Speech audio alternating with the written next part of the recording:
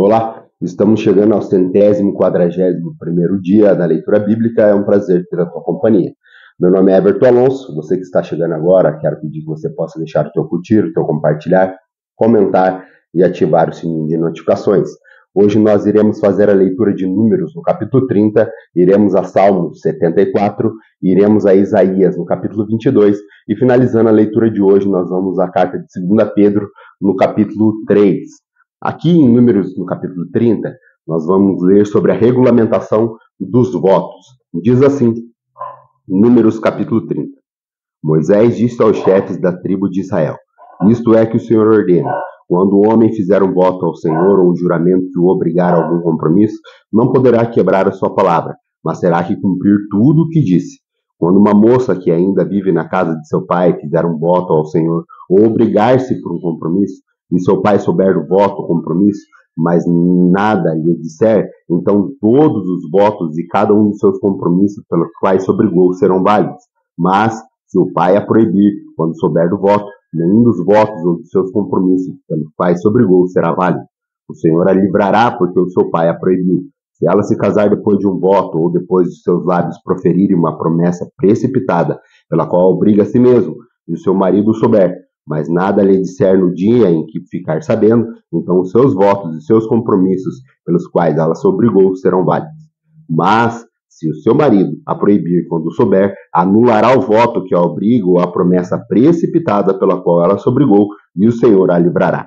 Qualquer voto ou compromisso assumido por uma viúva ou por uma mulher divorciada será válido.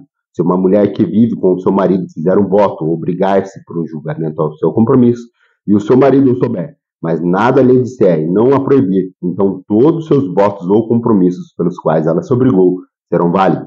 Mas, se o seu marido os anular quando dele souber, então nenhum dos votos ou compromissos que saíra da sua boca será válido. Seu marido os anulou e o Senhor a livrará.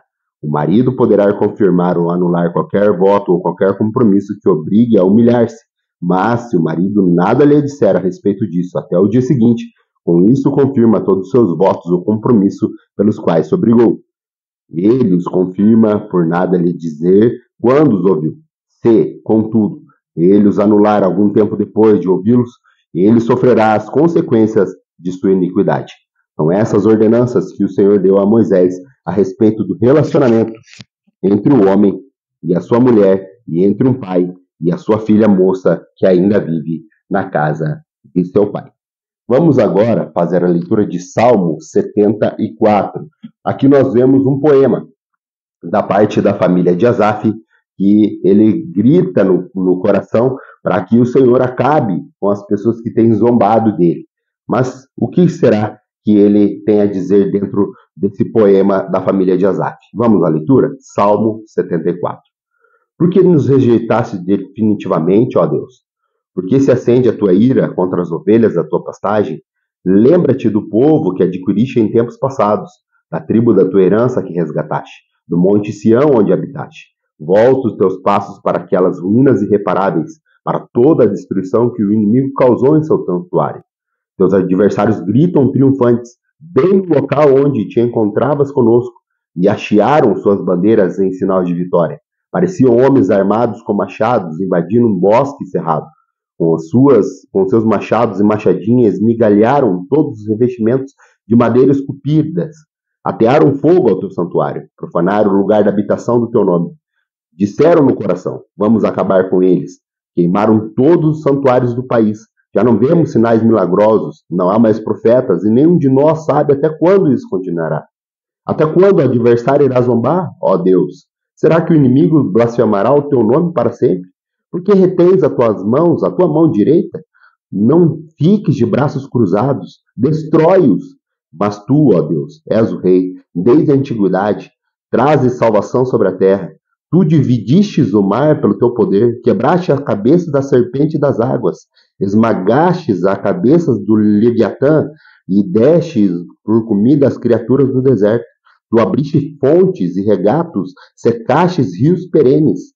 O dia é teu, e tua também a noite, estabeleceste o sol e a lua, determinaste todas as fronteiras da terra, fizeste o verão e o inverno. Lembra-te de como o inimigo tem zombado de ti, ó Senhor. Como o insensato tem blasfemado o teu nome. Não entregues a vida da tua pomba aos animais selvagens, e não esqueça para sempre da vida do teu povo indefeso. Dá atenção à tua aliança, porque do antros da violência que se enche os lugares sombrios da terra. Não deixes que o oprimido se retire humilhado. Faze que o pobre e o necessitado louvem o teu nome. Levanta-te, ó Deus, e defende a tua causa. Lembre-te de como os insensatos zombam de ti sem cessar. Não ignores a gritaria dos teus adversários, o crescente tumulto dos teus inimigos. Vamos agora ao profeta Isaías, no capítulo 22. Aqui nós vamos ler sobre a profecia contra Jerusalém. Nós já vimos a profecia contra alguns povos, agora a profecia é direcionada para o povo de Jerusalém. Diz assim: advertência contra o vale da visão. O que está perturbando vocês agora, e os que levou a se refugiarem nos terraços? Cidade cheia de agitação, cidade de tumulto e alvoroço? Na verdade, seus mortos não foram mortos à espada, nem morreram em combate. Todos seus líderes fugiram juntos, foram capturados sem resistência. Todos vocês foram encontrados e presos, embora tendo fugido para bem longe.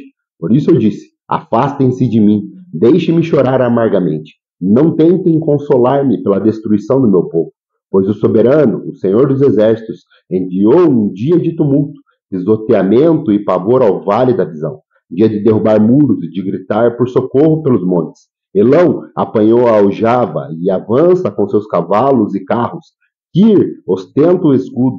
Os vales mais férteis de Judá ficaram cheios de carros e cavaleiros tomaram posição junto às portas das cidades. Judá ficou sem defesas. Naquele dia, vocês olharam para as armas do palácio da floresta e viram que a cidade de Davi tinha muitas brechas em seu muro.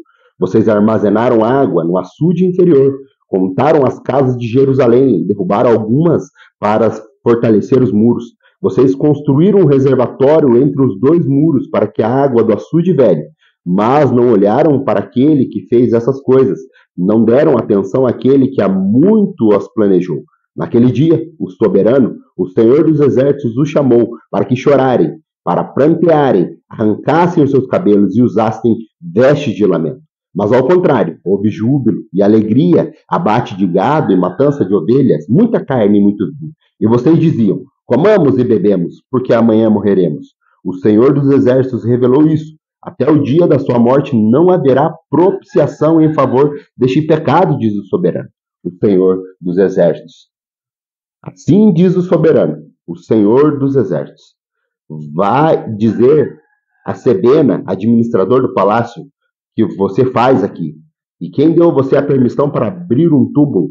Você que está lavrando no alto do monte e talhando a rocha em seu lugar de descanso? Veja que o Senhor vai agarrar você e atirá-lo para bem longe. O homem poderoso, ele o embrulhará como uma bola e atirará num vasto campo. Lá você morrerá, e lá os seus poderosos carros se tornarão a vergonha da casa do seu Senhor. Eu o demitirei das suas funções, e do seu cargo você será deposto. Naquele dia, convocarei o meu servo Eliaquim, filho de Ilquias, e eu vestirei com um manto que pertencia a você. Com o seu cinto, o revestirei da força, e a ele entregarei a autoridade que você exercia. Ele será um pai para os habitantes de Jerusalém e para os moradores de Judá. Porei sobre os seus ombros dele a chave do reino de Davi. O que ele abrir, ninguém conseguirá fechar. E o que ele fechar, ninguém conseguirá abrir. Eu fincarei com uma estaca em terreno firme, e ele será para o seu reino de seu pai um trono de glória. Toda a glória de sua família dependerá dele, sua prole e seus descendentes, todos os seus utensílios menores, das bacias aos jarros. Naquele dia, anuncia o Senhor dos Exércitos, a estaca fincada e terreno firme cederá, será arrebentada e desabará, e o peso sobre ela cairá, pois o Senhor o declarou. Vamos agora fazer a nossa leitura, a nossa última leitura do dia de hoje, que está lá em 2 Pedro, no capítulo 3, que também é a última leitura dessa carta do apóstolo Pedro. Aqui no capítulo 3, ele vai falar sobre o dia do Senhor. Diz assim, 2 Pedro, capítulo 3. Amados, Esta é a hora, é a segunda carta que escrevo a vocês. Em ambas, quero despertar com essas lembranças a mente sincera para que vocês se recordem das palavras proferidas no passado pelos santos profetas e do mandamento do nosso Senhor e Salvador que os apóstolos ensinaram a vocês. Antes de tudo, saibam que, nos últimos dias, surgirão escarnecedores, zombando e seguindo suas próprias paixões. Eles dirão: o que houve com a promessa da sua vinda? Desde que os antepassados morreram, tudo continua como desde o princípio da criação. Mas eles deliberadamente se esquecem de que há muito tempo, pela palavra de Deus, existem céus e terras, esta formada da água e pela água. E pela água o mundo daquele tempo foi submerso e destruído. Pela mesma palavra, os céus e a terra que agora existem estão reservados para o fogo, guardados para o dia do juízo e para a destruição dos ímpios. Não se esqueçam disso, amados. Para o Senhor um dia é como 1000 anos, e 1000 anos como um dia. O Senhor não demora em cumprir as suas promessas, como julgam alguns. Ao contrário, ele é paciente com vocês, não querendo que ninguém pereça, mas que todos cheguem ao arrependimento. O dia do Senhor, porém, virá como ladrão. Os céus desaparecerão com um grande estrondo, os elementos serão desfeitos pelo calor, e a terra e tudo que nela há será desnudado. Visto que tudo será assim desfeito, que tipo de pessoas é necessário que vocês sejam? Vivam de maneira santa e piedosa, esperando o dia de Deus e apressando a sua vinda. Naqueles dias os céus serão desfeitos pelo fogo e os elementos se derreterão pelo calor. Todavia, de acordo com a sua promessa, esperamos novos céus e nova terra, onde habita a justiça. Portanto, amados, enquanto esperam essas coisas, empenham-se para serem encontrados por ele em paz, imaculados e inculpáveis. Tenham em mente que a paciência do nosso Senhor significa salvação, como também o nosso amado irmão Paulo escreveu a vocês, com a sabedoria que Deus lhe deu. Ele escreve da mesma forma em todas as suas cartas, falando nela desse assunto. Suas cartas contêm algumas coisas difíceis de entender, as quais os ignorantes e instáveis torcem, como também o fazem com as demais escrituras, para a própria destruição deles. Portanto, amados, sabendo disso, guardem-se para que não sejam levados pelo erro dos que não têm princípios morais, nem percam a sua firmeza e caiam. Cresçam, porém, na graça e no conhecimento do nosso Senhor e Salvador Jesus Cristo. A Ele seja a glória agora e para sempre. Amém. Muito obrigado pela tua companhia. Aguardo você amanhã para mais um dia para nós nos deliciarmos nas coisas santas e sagradas que vêm das Sagradas Escrituras. Um abraço e até lá, se assim Deus nos permitir.